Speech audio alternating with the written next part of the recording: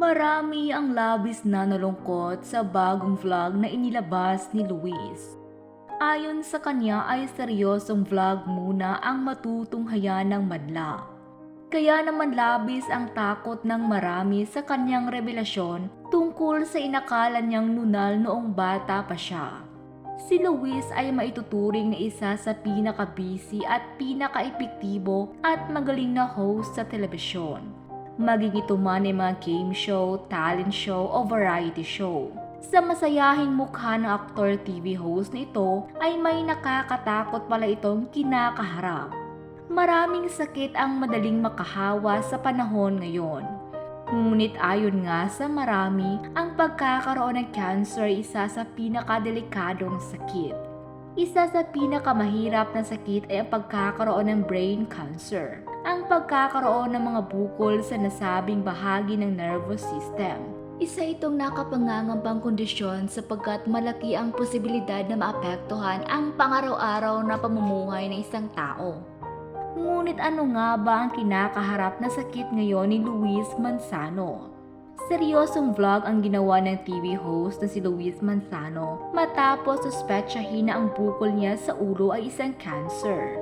Sa vlog, sinabi niyang napansin ng kanyang hairstylist ang isang bukol sa kanyang ulo. Kaya naman nagpakonsulta na agad siya sa isang espesyalista at sumailalim sa ilang mga test kabilang isang biopsy.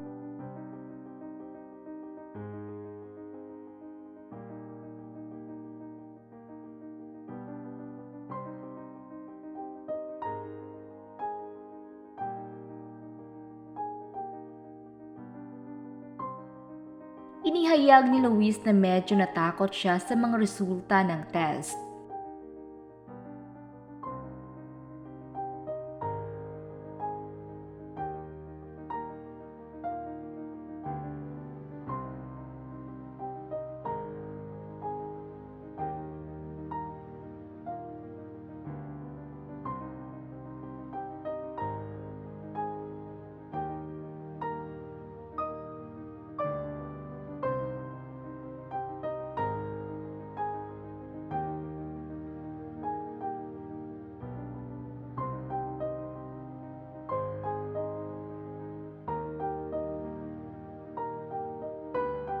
Idinagdag din ng TV host na ang pinakamahirap na bahagi ng kanyang procedure ay ang waiting period para sa kanyang biopsy at iba pang resulta ng test.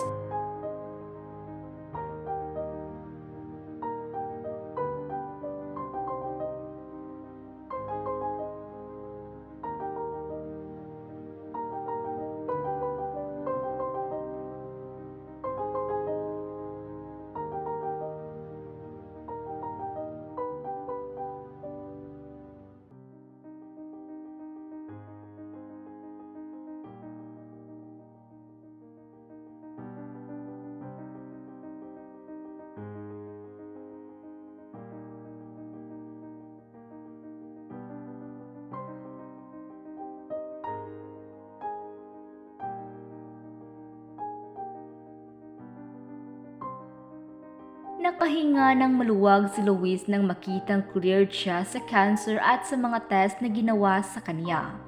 Maraming netizens naman din ang nakahinga ng maluwag nang malamang maayos ang lagay ni Luis.